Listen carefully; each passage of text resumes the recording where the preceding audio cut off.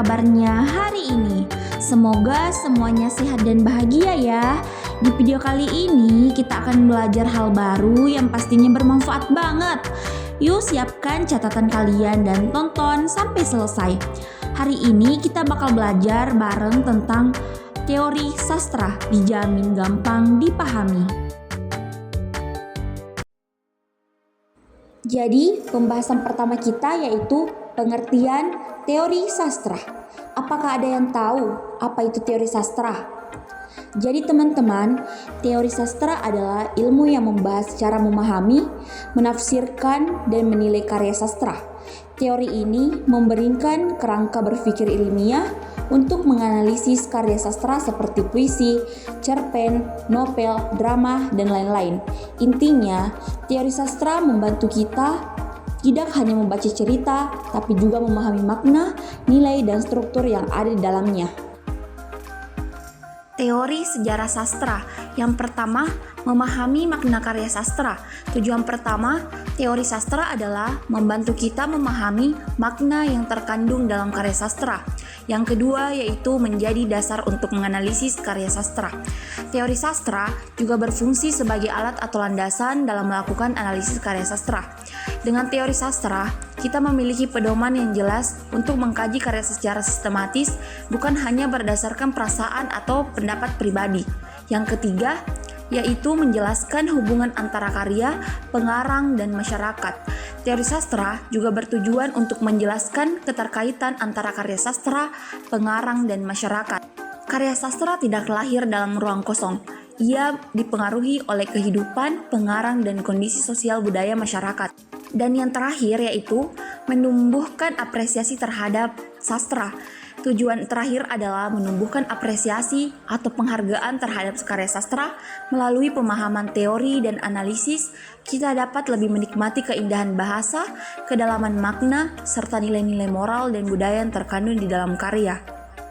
Hai teman-teman, tahukah kamu fungsi teori sastra? Fungsi teori sastra adalah sebagai alat bantu dalam mempelajari karya sastra.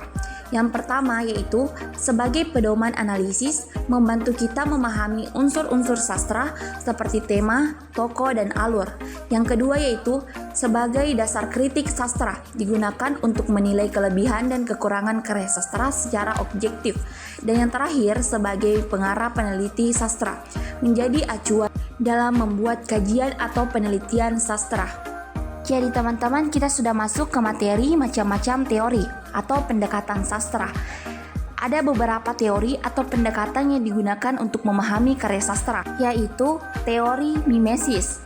Teori mimesis adalah teori yang berpandangan bahwa sastra adalah tiruan atau representasi dari realitas, baik itu alam, kehidupan manusia, atau masyarakat.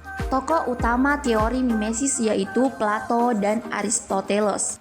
Plato melihat karya sastra sebagai tiruan dari dunia nyata yang juga sudah merupakan tiruan dari dunia ide.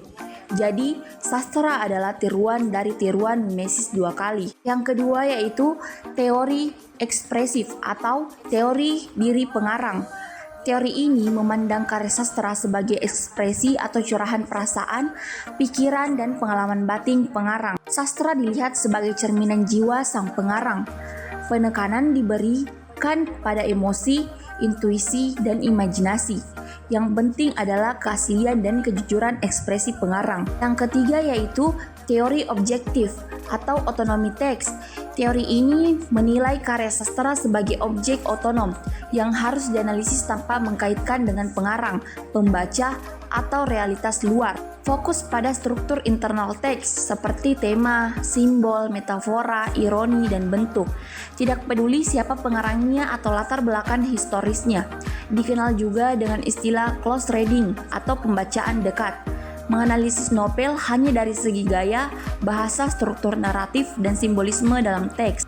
Yang keempat yaitu teori pragmatik, pengaruh terhadap pembaca.